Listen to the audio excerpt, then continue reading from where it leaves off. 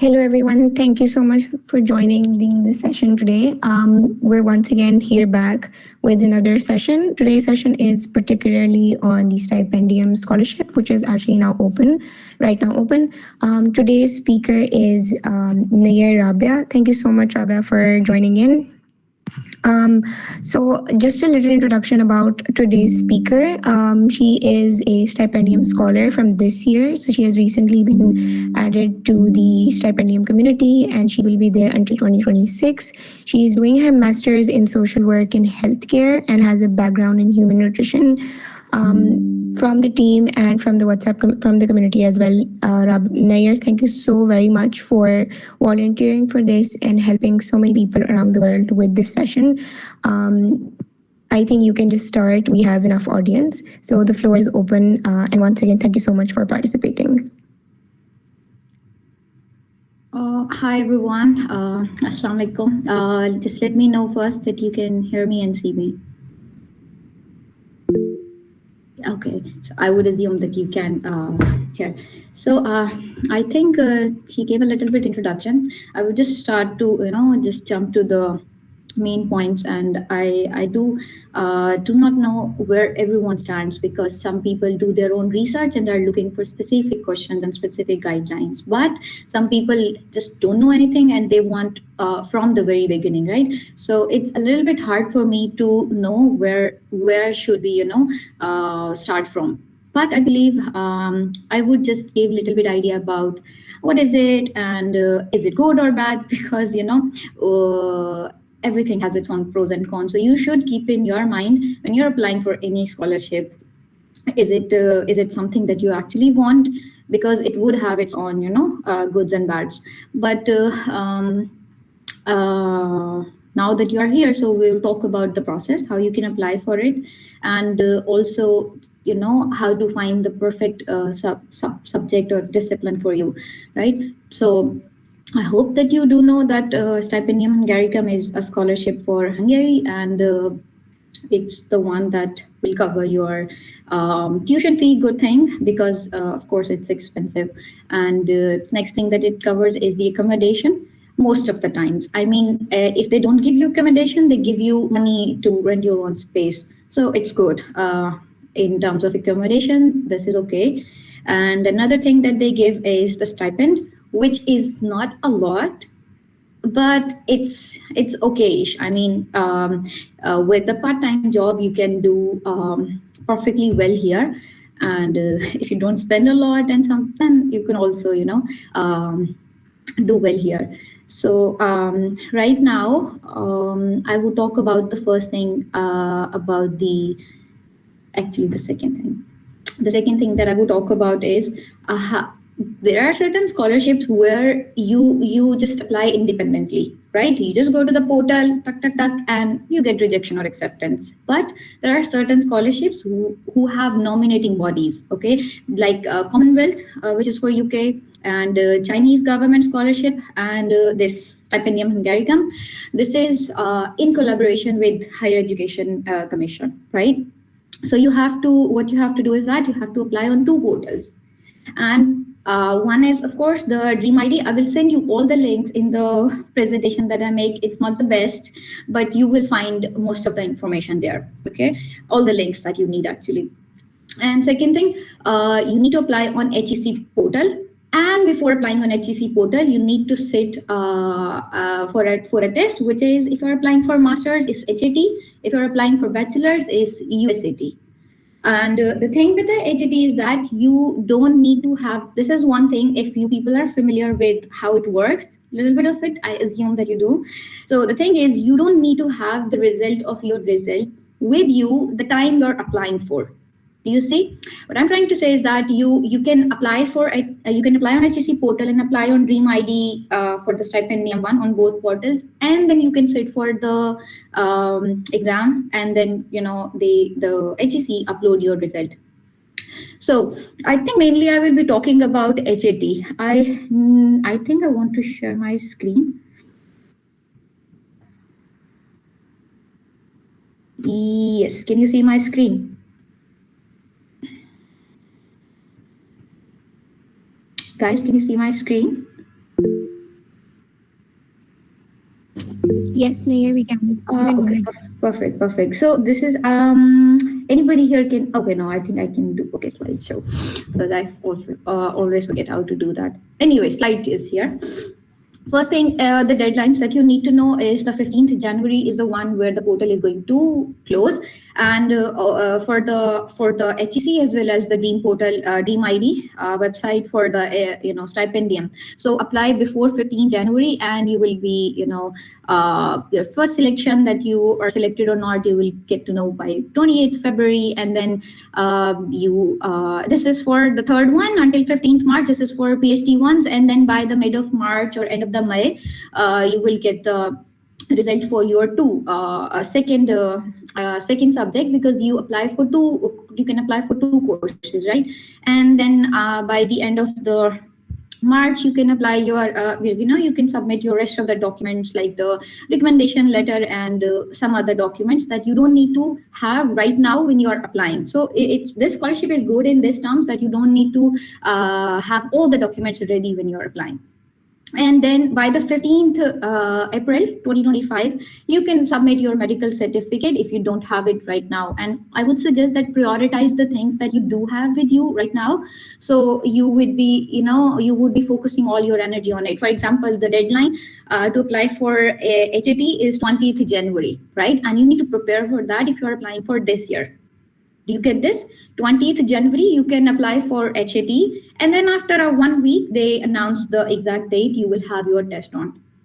And now here, 15th January is the deadline for this. So right now, what you should be doing is you should be finding your programs that you're applying for and writing a good statement of purpose, motivation letter, same thing, so many names for one thing. You should be working on that and also preparing for HAT, which is going to be in the I think February, I believe. Yes, but they will announce the date. Okay, and then you can work on other documents like medical certificate, a recommendation letter from your professor, and also your English proficiency certificate and everything. By the end of June, you will get the result. How does it work? Sorry. Okay. By the end of the June or the middle July, you will get the selection or rejection, and then you will apply in the July, August. You will be working for the visa application process, and by the mid September, you will be here in Hungary, inshallah. So this is the timeline. So right now, you should be prioritizing applying for HAT, preparing for HAT, and applying on HSC portal and applying on Dream portal. Okay, Dream ID portal, which is for Stipendium Hungaricum. For now, do you have any questions? Anybody has any confusion until? No, I believe, right? And if somebody has any confusion, what you can do is that you can ask a question now. You can maybe type your question. You can type your questions in the chat box, and by the end of the session, we'll discuss that. How about this? So do it in the chat box, and we'll continue to the next part, which is how to apply for HEC test, which is HAT. I'm actually focusing on master's scholarship because that's what I have. So I think I should guide what I know 100%. So for USAT, I can guide you, but not very specific details. Okay, so let's do how we do the HAT. This is the official website of Stipendium Hungaricum. By the end of it, if you want the slides, I will share with you so you have all the information at one side, because sometimes people are so, so confused and overwhelmed knowing that there are so much to do, so many websites. And that's the thing with this with this scholarship, you have to apply at so many things, and at so many places. So this is everything that you will find in this slide. Official website of Stipendium Hungaricum. This is the web link where you can find the courses and universities. So here, if you go, you can shortlist your universities based on your this is the find program, and bachelor's, master's, everything that you can see, you can find it here, and then you can apply for it. My university is University of Debrecen, but of course you will be doing it based on your discipline and whatever that you want to apply for. Then this is the application link for the Stipendium Hungaricum, and the deadline on TPF I just told is 15th January, so do it within like 10 or 11 days, because in the last days portal, not on the TPF link, but the HEC portal is down, so I would say do it as soon as possible. Then you have this link takes you to the HET application link, and the deadline for HET to apply is 20th January. Do it, I think, tomorrow if you haven't applied it yet, and you want to do it. And it, I think, cost you around 2,000 rupees Pakistani, I believe, yes. And this is the website for HEC. You go here and you will find the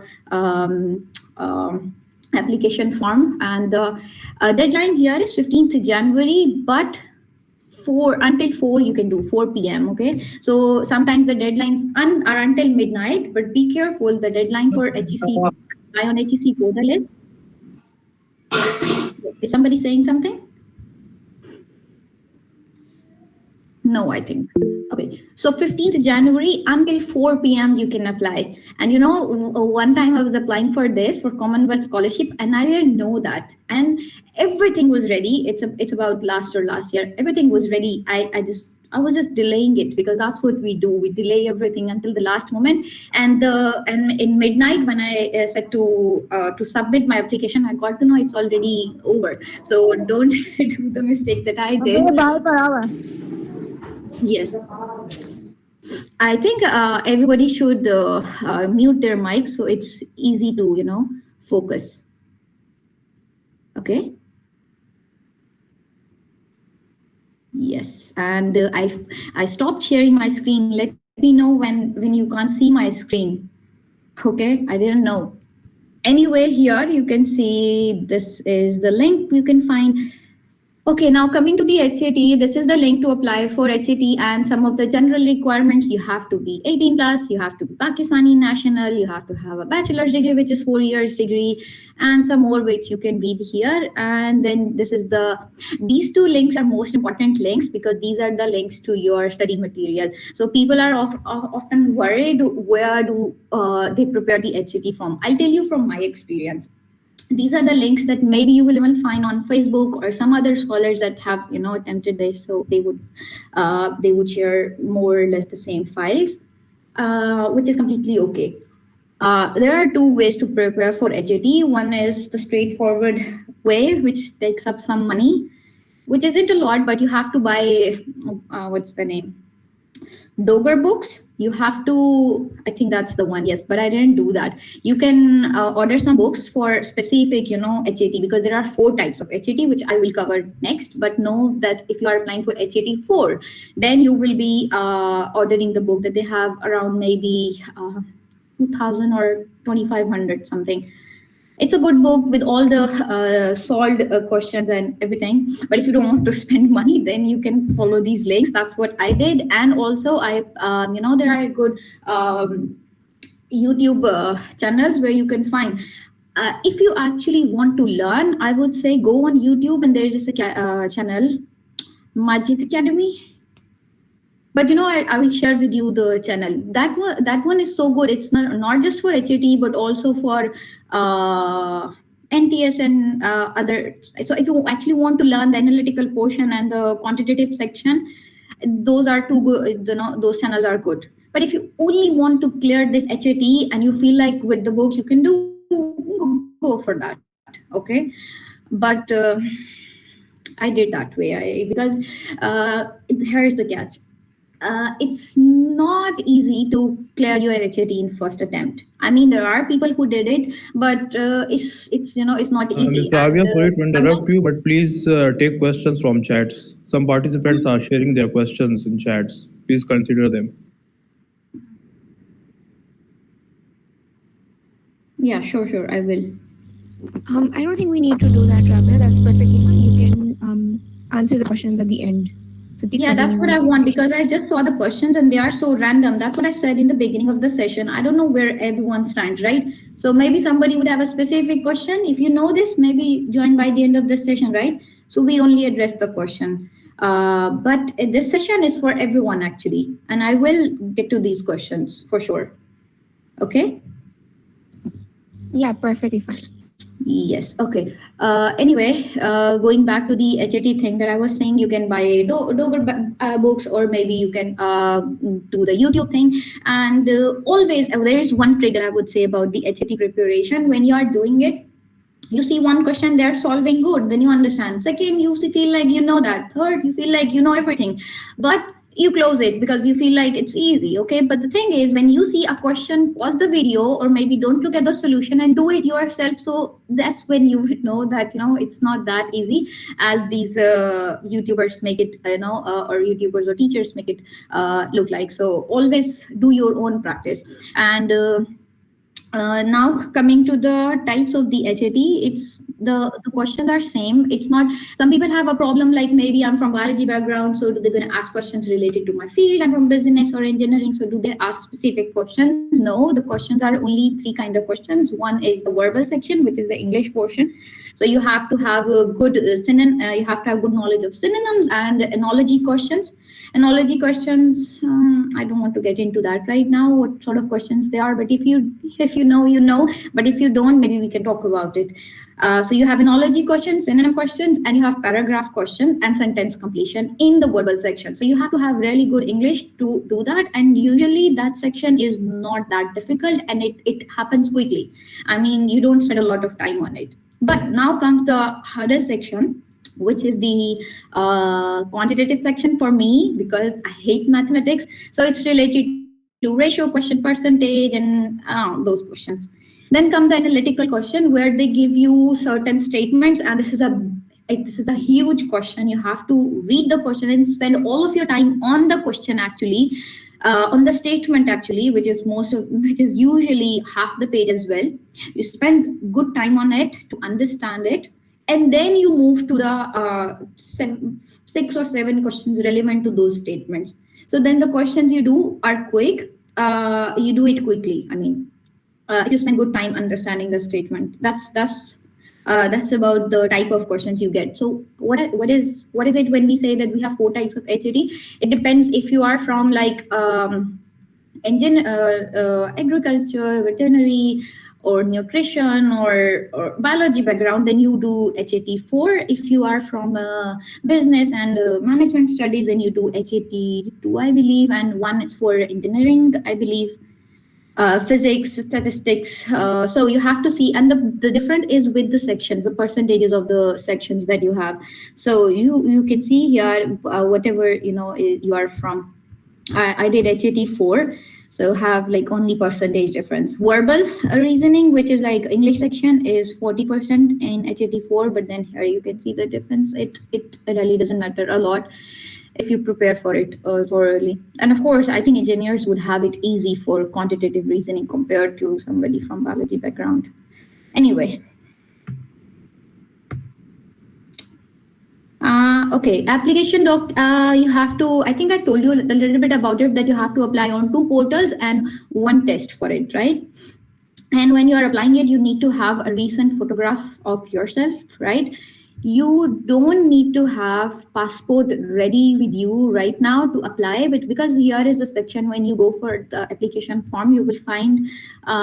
In terms of this, I actually like this scholarship. Why? Because you have a lot of liberty. You can apply, and then you can upload the required documents as your application proceeds further, right? So you don't need to have passport right now, but apply, of course you would need it for a visa. And you would be doing it with your motivation letter. Okay, here's the thing with motivation letter. photograph, motivation letter, and your bachelor's degree. And these bachelor, if you are applying for, of course, masters, you would need bachelor's degree. But two things about it. One thing, you don't need to have attested documents right now to for example, you attested from IBCC, HEC, MOFA, and oh, it's I hate this process. But anyway, you don't need to have attested copies right now with you. You can apply with just your certificate. And one second thing about this, you don't need to have you don't even need to have a degree right now, because there are people who are in their seventh or maybe eighth semester in the final year, in short, and they're applying. They wouldn't, of course, have degree. So what they can do is they can apply on the behalf of transcript, and then later on you can get your degree and then upload it. On the section you will choose that I will provide it later on.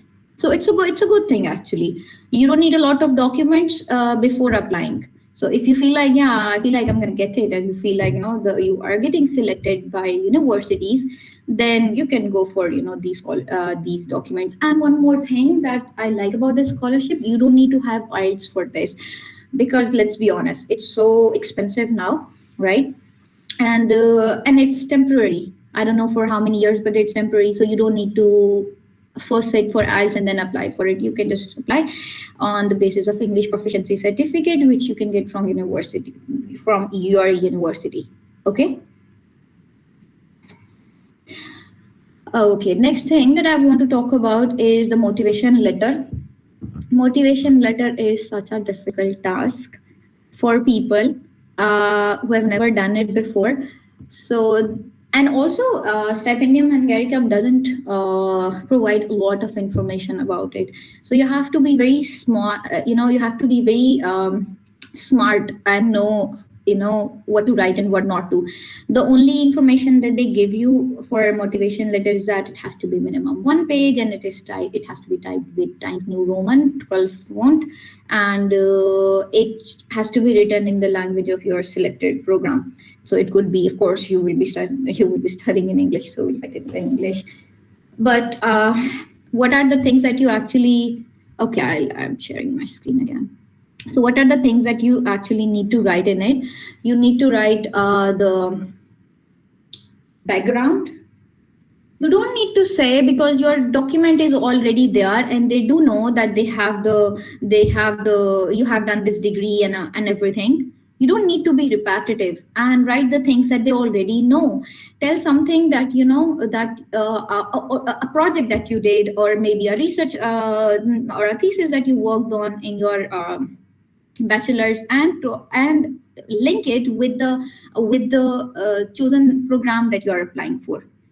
So they know that you are actually interested in the field that you are applying for, right? And during the interview they ask you questions related to what you write.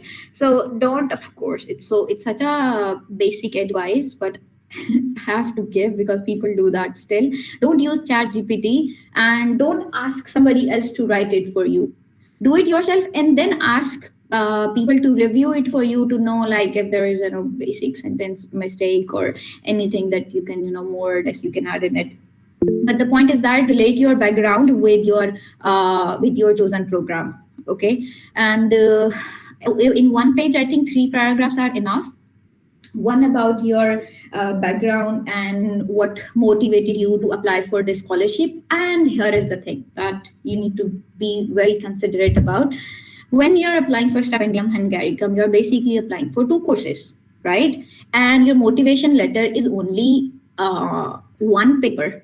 So it's a little bit confusing to know which university. For example, I chose University of Debrecen for both courses, but one I applied for public health, and other one I applied for social work in healthcare. Now, when I'm writing motivation letter, I have a priority number 1 subject, so I will write about that. Like, this is something that I want to do. And I will also talk about the second choice, because in case I don't get into that, of course, my second one is the social work thing, right? So they have to have the reason for the second. You have to have the reason for the second choice as well. So it's a little tricky, but you have to, what I do when I write motivation letter. This is not the only scholarship applied for. It took me almost 2 years to apply for scholarships. I got shortlisted for Chevening, which is for UK, and Fulbright for USA, and Commonwealth even. And Stipendium Hungaricum here. I applied for Erasmus as well. So I applied for a lot, and of course, you have to write very specific statement of purpose for all of them. So what I do is that the number one priority university and subject, I talk about it the most lines, and then I will talk about the second priority, that my second interest is this one, and mention it. Be transparent, be honest, tell them that this is something, if I don't get into this one, then my second choice is this, and it's completely okay. We feel like, oh, how could I say that if I don't get into that? And but it's natural. They themselves know that they are, why are they giving you two choices? It's because they do know that maybe you can't get into one university. That's why they used to give, by the way, three choices, but now you have two. But they do know, so be transparent and let them know, like, my first interest is this, and I would do this for ABC reasons, but if not, then my second priority is this, and state the reasons for that as well, just not that I couldn't do that, so I'm doing this. Okay, so that's how we do it for motivation letter. For any specific questions, write in the chat box. I will quickly get back to it. I think was in Q&A. Next, medical certificate, you do know how to do it. You can do it until in the 15th April. So you have a lot of time for that. You don't need to spend a lot of energy on medical certificate right now. I feel like I covered, of course, not everything, but most of it. So let's go to the questions thing now.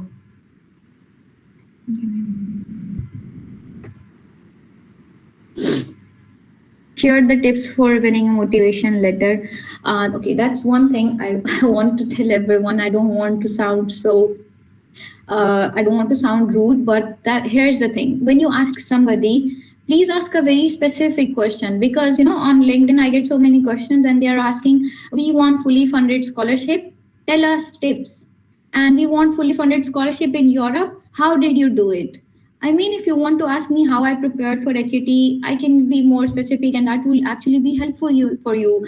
So when people ask me open-ended questions, I don't know what to tell you, because I don't know what you're asking me exactly. It's not just about me. Everyone here feels the same thing, that when people ask for help, they themselves don't know how to ask for help actually.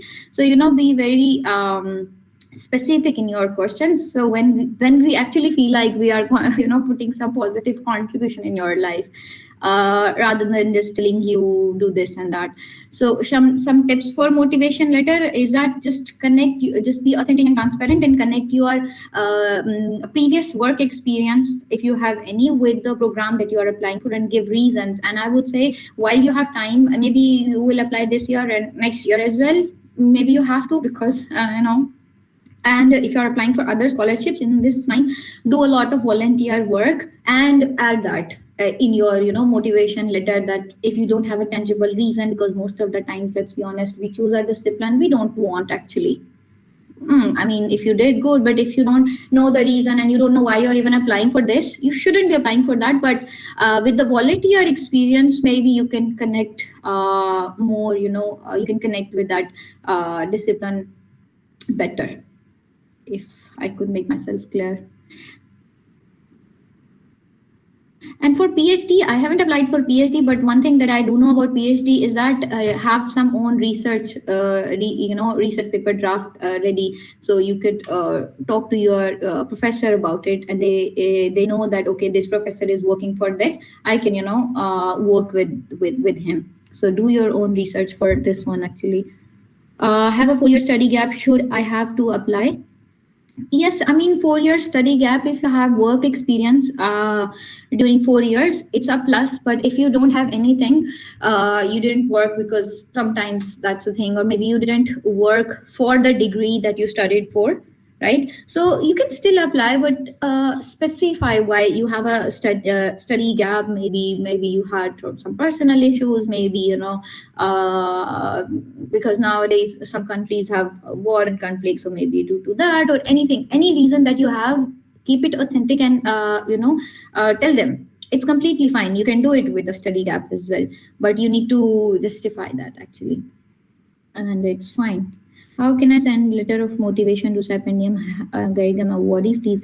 Okay, this is a good thing, because when you write motivation letter, please get it reviewed from someone who did it previously. So one thing that I used to do is I used to approach people on LinkedIn, and people actually want to help you. If you ask them that I want, and also maybe if you're from engineering background, try finding the Stipendium Hungaricum scholars which are from the universities that you are applying for. So put filters on on LinkedIn. It's a good platform, and approach them, and please approach them nicely. Don't say hi, how are you. Don't do that, because most of the times people don't have the energy and the mood to have a small talk. Tell them that, okay, I am ABC and I'm applying for XYZ, and I need help, and let me know if you can review it, and tell them come to the point. When you approach people on LinkedIn, it's a good idea. Some people give paid services for that, which is okay for them. So if you want that, you can do it. This is a one-on-one session, and the good thing about is that you not only learn from that one scholarship, you also learn for other scholarships. So then next time or third time when you're applying, you'll be doing it independently, right? So you will get very specific instructions. So this is it's up to you if you want. Next, is there any deadline to send this letter for review? What do you mean? You need to apply a letter of motivation with the application, right? And application deadline is 15 January. So if you have your letter of motivation ready, send it to one or two awardees. They will review it in like a week or something, and once it's ready, upload it on the portal, and that's it. The deadline is the deadline for the scholarship. How to add a declaration in Stipendium Hungaricum? What's the proper method? A declaration for what? Muhammad Arbaz, how to add a declaration in Stipendium Hungaricum? I don't understand what declaration you're talking about. So write your question. Third question is, if you scored 77 marks in the first attempt of the HEC and 57 marks in the second attempt, which score will be considered? The one that you have 77 and then 57. The one that you have that you gave wait.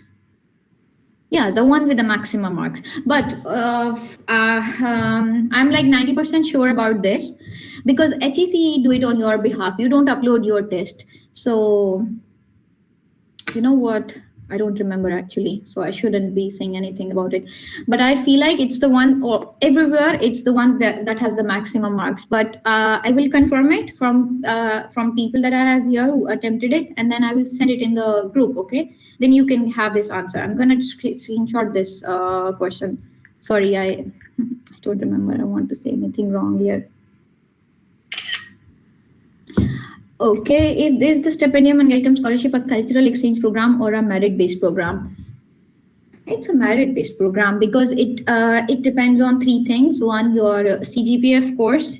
It doesn't have to be very good, but it has to have a good CGPA for Stipendium Hungaricum. And next thing that matters is your letter of motivation, right? And the third thing that matters is the HAT score, because HEC will nominate you on the basis of your score, and 75 plus is the one that you should be targeting for, and is the good one. At 50, like if you get 50 score, you cannot even apply for scholarship. So it is a merit-based scholarship.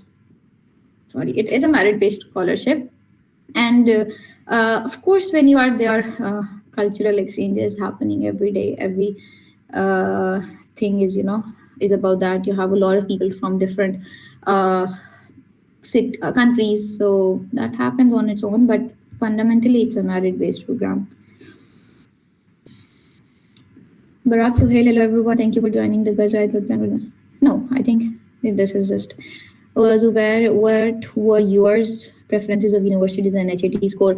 My preferences, both of the preferences were for University of Debrecen. One was for public health, another one for social work in healthcare, and my score for HET, I attempted it twice actually, 22 and 23 and 24, 2023 and 24. First time I got 64.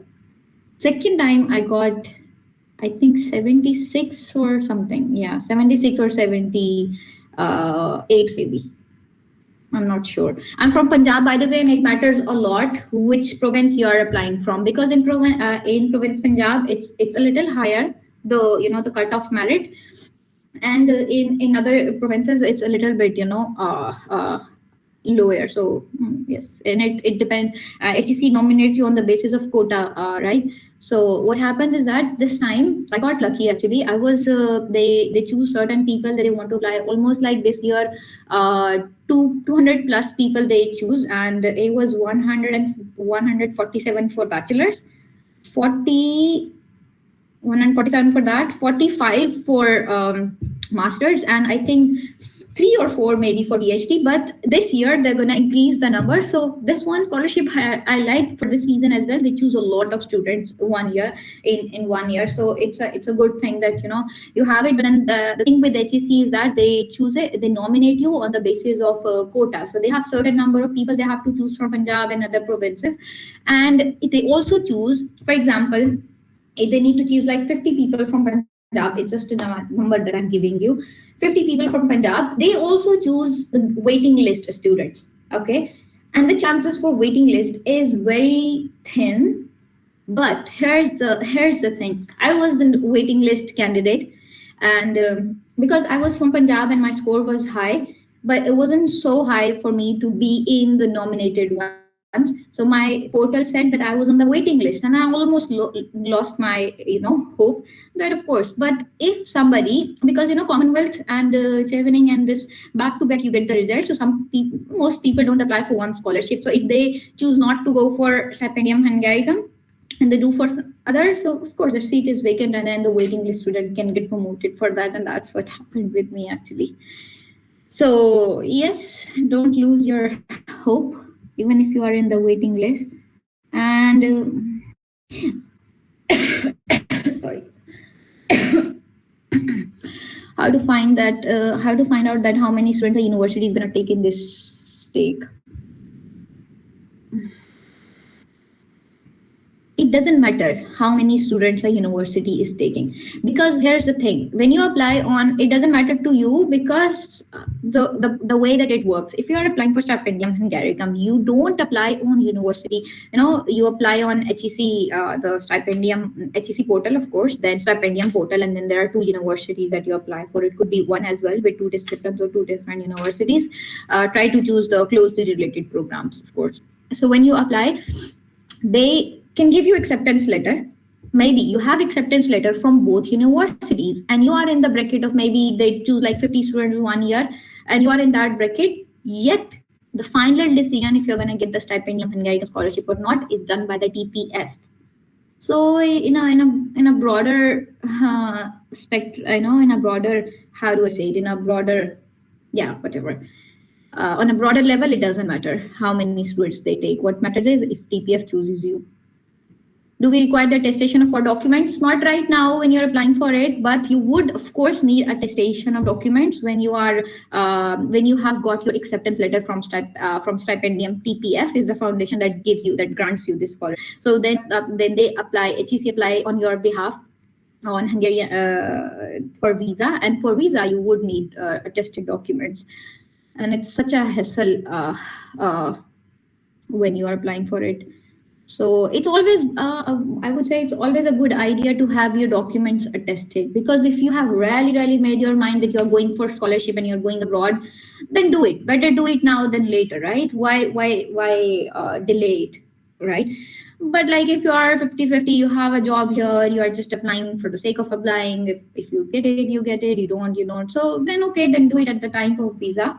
Because I had job here, so I wasn't like very much into it that I have to get it. But if you know that you are applying, it's good that you do it on time, because by the end it's very, yeah, you cannot imagine how annoying this process is, because the process is simple, but the way that they do is so unfair. I can't, yeah, don't get me started on this actually. Anyway, is supervisor acceptance is needed for PhD? I didn't apply for PhD, so I don't know about PhD actually. I can't help you with this. Okay, next question. Some universities provide degrees in November, December. How can we request them to extend the date for it if we get accepted? Also, we can apply on 6th semester transcript if we are in the 7th semester. You asked two questions. One is that you will get your degree in November, December. You mean November, December of 2025? Then of course you cannot, because you have to have, because if you are applying for HET for the masters, right, you have to have a bachelor's degree at that point. Not the degree, I mean the degree, but you should have transcript where you have the score. Okay, and if you are maybe a final year student, then you can have the transcript for the previous years, I mean 3 years that you have back. If you are in 6th semester, then no, you wouldn't have the transcript for the 3 years actually.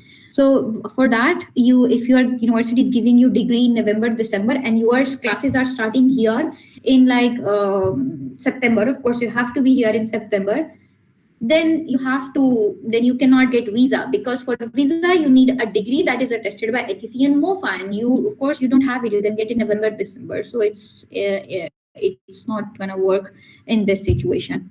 But if somehow you can get a degree before August, yes, because August is the time where you are applying for visa, then you are good to go. So make your timeline like this, that by the mid August you should have your degree attested by HEC and MOFA. Then you can apply for visa and everything. I hope I answered this question right. I mean that you get it. What we write in LOM if we are selecting two different programs in two different universities? I think I addressed this question, that you have to talk about both programs, but give primary importance to your first priority and secondary importance to your second one. But of course you would write reasons about the second program as well, and you have to be very smart about it, how you take this, and do not choose two entirely different programs, because it's just like making fun of yourself. If you are choosing one for public health and another for business management, then you wouldn't be able to state the reasons why you are choosing these two. Even if you, maybe some people have multiple interests, okay, I get it, that you want to get into business, maybe you want to do public health or any program. You don't have to do this here. Choose closely related program and link them together. It's somehow you can do. Or should we, where should we apply for first HEC or Hungarian Uni portal? I would say apply first on the Stipendium Hungaricum portal, Dream ID, then apply on HEC, and then apply for HAT test. That should be your order. But the deadline for HEC and Hungarian Uni portal is same, so it doesn't matter. But do it on Hungarian portal and then on HEC, because HEC everything is same. You have to only paste. HEC doesn't ask a lot of things. If you have already made your profile there, you only need to paste your motivation letter there. Yes, I have an experience of 2 years in my field as GIC assistant. Okay. I think you are the one who was talking about the work study gap. So if you have work experience, good, relate it with that. There are so many people here who are not like, they did bachelor's and now they are in the master's. I also had 2 years gap when I applied. So it's fine. It doesn't matter. As long as you can tell like why you are applying now. They don't care you have a working background or a student background, but they care is why you are coming here. That's all they care about actually. And don't give general questions like don't give general statements to see cultural differences, or I want to make a network. It's a good thing that you want to make network here for the cause that you have. Maybe you have something which you want to, but don't give general things. Admin, kindly share the group link here. I don't have any group, but I will send it in the group. Fly High, the group. No, not the Fly High. What's that? Girls Fly. Sorry, Girls Fly is the link that you can join, and then I will share that, the slides and anything that you further need. How to add a declaration for English proficiency letter in? Acha, okay, you're talking about declaration for English proficiency. There are four things I think they ask for: medical certificate, degrees, and attestation. This English proficiency. You would upload your English proficiency certificate that you have, and that's it. You would do it. English proficiency certificate. Do it before the deadline, before the 15th January, because it's so easy to get a stamped copy from your university, with the name, and ask your. I would say don't even ask your professor or your somebody. Make a draft. Tell them that that's what we want. Request them, and they usually do that. I mean, in a day, and you will have it, scan it, and upload it. It's not something big that you should delay. I know it's not relevant, but kindly, lastly, I have missed the Erasmus Mundus meeting. My more than 4 subjects available in Erasmus Mundus program, but both things mentioned, IELTS or English proficiency as well. Should I have applied? Yes, if they mention IELTS and they also mention English proficiency, of course you will mention on English proficiency, because yes, you can apply on it. Why go for IELTS when you have English proficiency letter? And if they accept, it's wonderful for you. Can you apply in 6th semester? Again, the problem with the 6th semester is that if somehow you can pass your 7th and 8th semester and get the degree by the end of August, mid-August actually, then yes. If you can't get the degree by the mid-August, then no, you cannot apply. You can't even apply for HET on this. You have to. I think you can do it in 7th semester, but it's not a disappointment. You still have 1 year to make a strong profile. So keep working for your volunteer activities, and keep attending these kind of sessions anywhere that you find opportunity. So you have the more exposure when you are actually applying for it. You would have knowledge. What the Afghans will do in order to get admission for MPhil. Stipendium Hungaricum accepts scholarship applications based on your regions. So it doesn't matter if you are Pakistani and you are living in maybe UAE, you will be applying it on the basis of Pakistan, like you will follow that one. Do you see? Do you see my point? So if you are from like Afghanistan and wait a second, I think my laptop is dying. Just give me, guys, just 1 minute.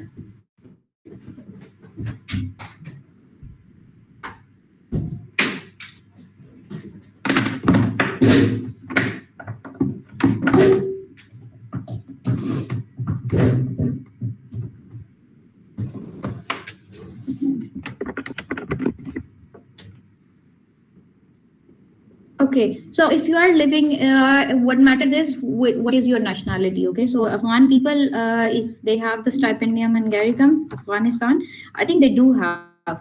Then they will do it from there. And every country has its own nominating agency. Some countries don't even have any selecting body, so good for them. But for Pakistan, it's HEC. For Afghanistan, I don't know actually. But you have to do it on the basis of the criteria that you have for this, for the country that you are from. As HET test is mandatory for Stipendium Hungaricum. What do you want to ask? Yep, got the answer. Thanks. What was your CGPA in university? My CGPA was not the best, but it was okay. It was 3.6. But I had against working with NGOs, and I had experience of volunteer activities, and the course that I was applying for was exactly what I worked for in bachelor's, studied for in bachelor's. So that's why it worked out for me. And my letter of maybe my letter of motivation was good enough for them to accept. Otherwise, 3.6 GPA is not the best GPA for scholarships, but it's good one. I mean, it's good. And university, my university was Bahauddin Zia University. Is it wise to apply for double bachelor's instead of master's? I have completed BSc Electrical Engineering and now apply for BSc Computer Engineering. Hamad, it's very subjective. If you want to do double bachelor's, you should know why you want to do it. Maybe your interest is in computer engineering and that's why you want to do. But the thing is, you completed electrical engineering. The thing is, the Council of Engineers here in Pakistan and HEC, they don't accept some of the engineering degrees in from Hungary. So there are only, I believe, two universities in Hungary whose degrees they accept, HEC. So when you are applying for engineering, be careful and go through the HEC website, and know if they accept your degree or not. And I don't know why you want to do double bachelors instead of masters, but if you have a solid reason, go for that. But you know that you can switch your field. You don't have to, if you did bachelor's in maybe business management, you don't have to do masters in business management. I mean, you can go for other options. So same for engineering as well. If you can find some master's program which could be maybe closely related to electrical engineering, I would say go for that. But if you have a solid reason for double bachelors, then you can do it maybe. Yeah, of course, why not? But just be sure that the degree you're applying for is acknowledged by HEC, because for engineering, a little bit, there is some problem. Today I've got Dream ID and they are asking about passport, degree, medical certificates. So what do we do without adding them as our application count? Yes, you just declare that I will upload it soon. There are 4 sections. If I had it, I can't open it now because I don't have any sign-in register or something like that. But when you open your website, you will find that there is a declaration that I will upload it by this by this date that they have given you. So medical certificate you can apply till 15th April, I believe. Passport you can apply later on, and degree you can apply also you can apply it later. You don't need to apply it, you don't need to upload it now. But I think degrees you need to apply right now. The transcript, by degree I mean the transcript, not the degree sanad you only need it for the visa thing. If you have transcript, upload it. Without transcript, how would they know that you are a bachelor student here? Do students have to arrange accommodation themselves? A supporting organization provide dorms in university?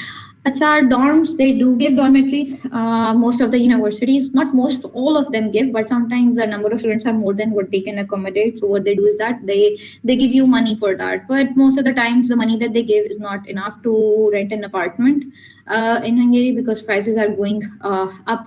So and also when you are in Pakistan, you don't have any connections in Hungary, you don't know people here, so it's a little bit difficult to find apartment here. But for that, universities help you. My university of Debrecen, even though I got the dormitory later on, I also got lucky for that. By the way, I wasn't getting any space here, but they sent me some of the links and some the landlords that they have connections with here to help me approach them. So your university usually help you in accommodation. Your scholarship coordinator for the coordinator for international students, they help you for your accommodation even if they can't give you dormitory. But the money that they give you for, if they don't give you a dormitory, they give you 40,000 forints, which is like, I think, Pakistani 32,000, and it's not enough. And if it is enough, it would be enough for a shared room, where you have one room with another person sharing, and has to be away from city center, because in city center apartments are expensive.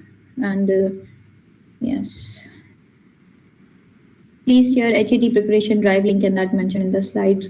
I will share the slides, okay, just when this meeting ends, and then you can have it.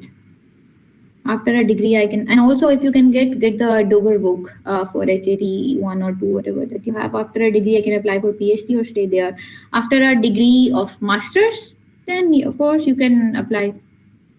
Oh, you mean that you do masters here in Hungary, and then you apply for PhD and want to stay here? I hope this is not recorded. The thing is, HEC, when you are coming here, they ask you to sign a form which says that after 2 years, if you are of course coming for masters, after 2 years, you have to come back to Pakistan. And if you don't come back, this is the penalty, some money that you have to give, I think around 2 million. So this is the money that you have to pay and everything, you have to come back. This is something, but here's the thing. Most people don't come back, and HEC has a lot of load for every year, new application and everything. So far there is no such case, but it's good that you plan a backup and you come back. And yes, but you can of course apply for PhD.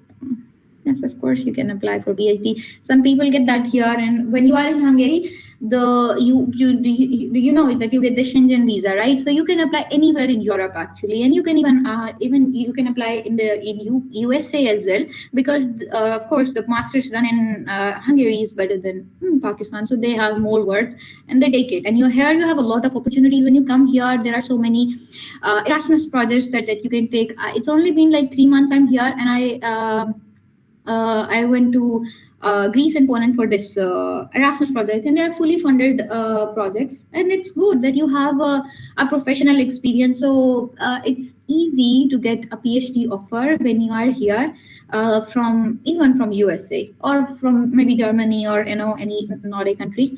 But yes, I mean HEC will have a problem, but you know the way how to do that. Thanks, most of the doubts cleared. What about SOPs overall? We have to flower in LOM? Flower, what should we have to be SOPs to follow, as most of the agents asked to us, or they included SOPs? I don't understand what you are trying to say here, that we have to follow in SOP. Uh, what about SOPs overall? We have to. If somebody understand this, can you please let me know, because I don't understand this question. Sorry. Is it compulsory to have a research work or research paper published for masters? Because I'm in seventh where I don't have any risk. No, Mahek, it's not necessary that you have a research project. If you do have, excellent. But if you're applying for masters, they don't give a lot of value to that. If you have, of course, it's like a star on your profile. But no, it's completely fine. Your profile is not going to be affected if you don't have any research publication or any research work.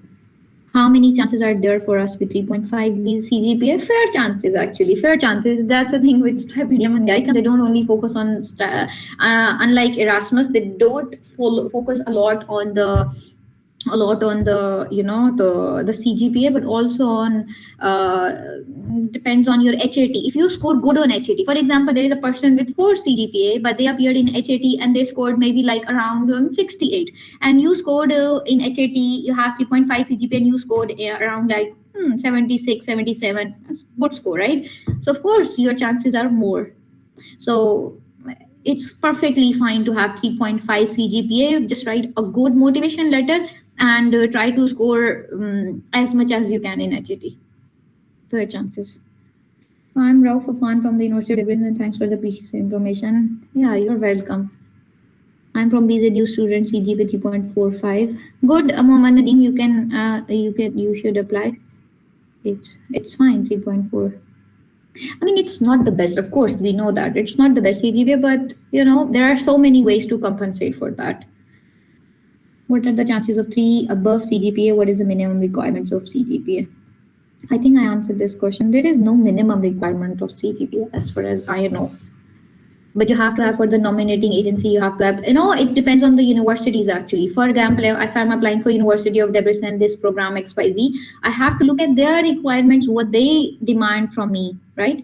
So it depends from program to program, but usually it's, 3+ CGPAs are accepted. What should be done if we don't have volunteering in social life? How can we polish our profile to any? If you don't have any volunteering experience, start from today, okay? And if there is not enough time, then what you can do is that do some online courses on Coursera, or maybe write an excellent SOP, statement of purpose, and just show great points for your reasons why you are opting for this. By the way, that's a thing, most people don't do volunteering activities while they should in universities. But it's fine if you don't have it. I mean, right now you can't do it. Right now you only have like 15 days to apply with whatever that you have. And please go through the process, because sometimes, you know what, you feel like, oh my God, it's so difficult. I can't even get into this. So we don't even apply, or we lose heart. But that's the thing. Maybe you can't get it this time for whatever reason. Okay, I'm not trying to disappoint you, but I'm telling you the fact that maybe in the first attempt you wouldn't get it, but you will learn a lot when you get to the interview stage. You will know how to overcome your anxiety. You will know what sort of questions that they ask, and you will know what they are actually looking for. You will meet during the interview process, and this whole process you will meet a lot of people in groups and so many other and at so many different platforms, where you will be able to have a good connection that can guide you. In universities, you only have your friends actually who are like you, more or less. So they have as much exposure as you have. So it's good to have connections with the people who are doing it. So in the next attempt, you always do better. At least that was the case for me.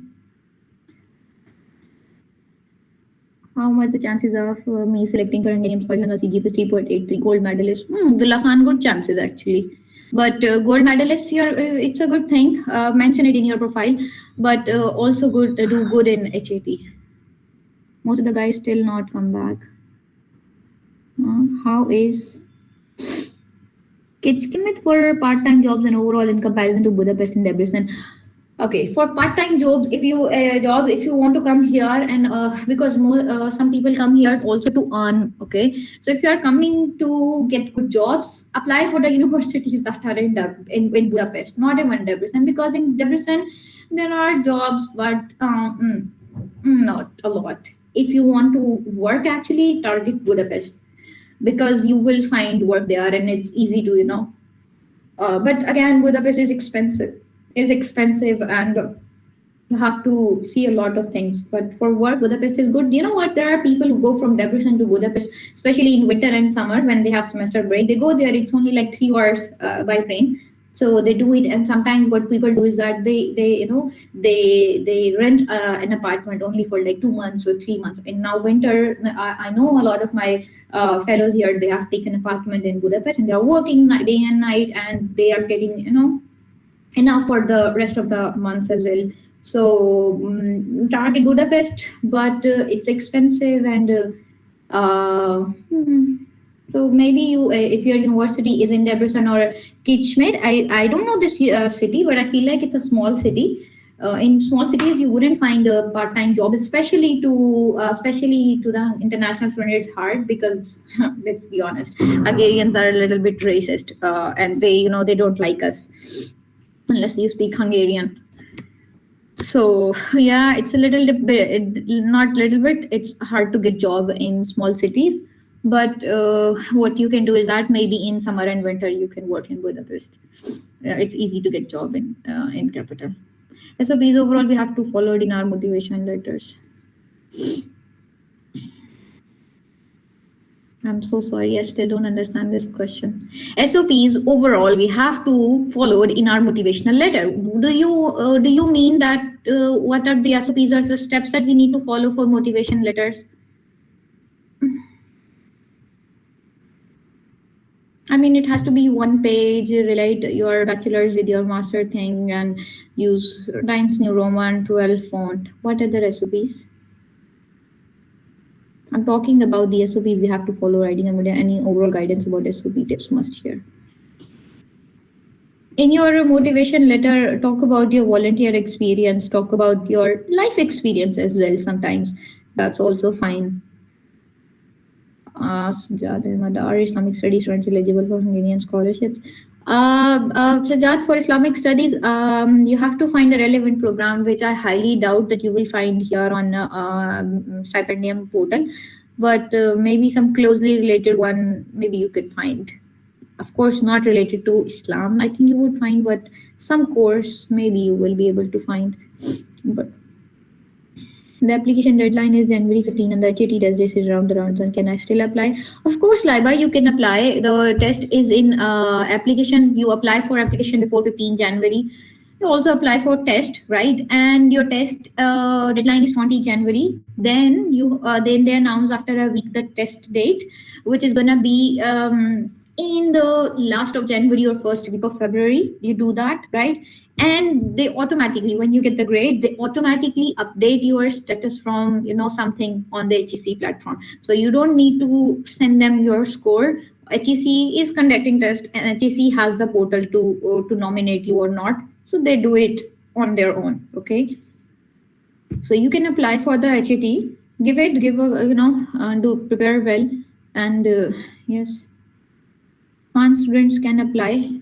Afghan students will apply on their own by the same instruction that Afghanistan has for them. If there is any nominating body for them, if you are an Afghan student and you have a CNIC of Pakistan, because some Afghanis now have CNIC of Pakistan, right? So then you will do it the same way that you do it for any other Pakistani, like HEC test and everything. But if you don't have the CNIC, then you will follow the steps that are given for Afghanistan. Hamadi saying I don't want to earn, but just enough for my own expenses and scholarship stipend doesn't seem enough, or am I wrong?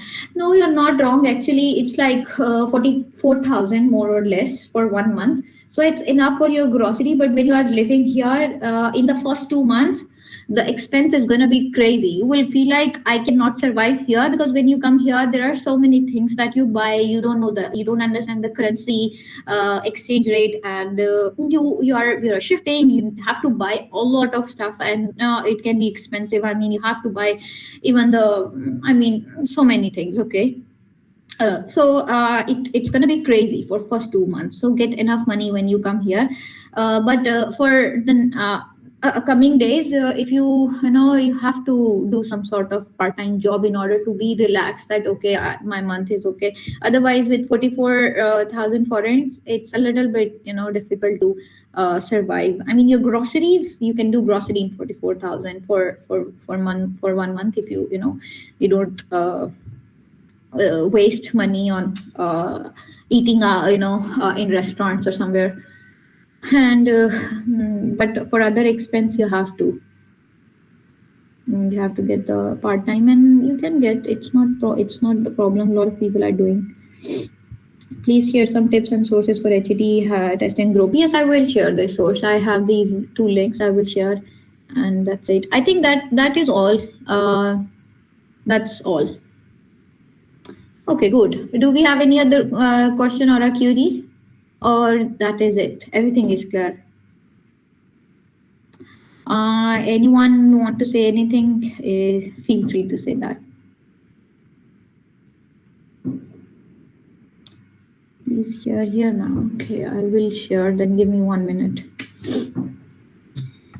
I don't know if I can share the links here or not, but give me 1 minute.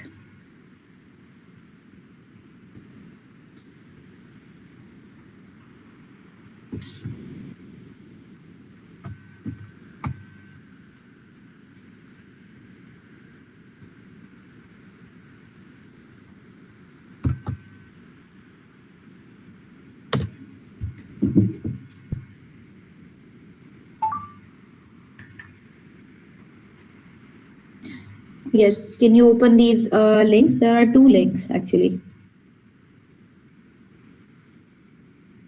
And I will also send these links to the group now, so you don't worry. I think this is it, Rabia. Thank you so much for this session. This was a really helpful session for all of us, and you did a really good job explaining all of the things. So thank you so much once again for participating and volunteering. I'm sure your time is very precious. So thank you. Thank you everybody for joining in as well. That's fine. Thank you. And, take care of all of you. And if you have any problem, you can, contact me on LinkedIn. But be specific, as I said. Okay. And that's it. So, Allah Hafiz. Allah Hafiz.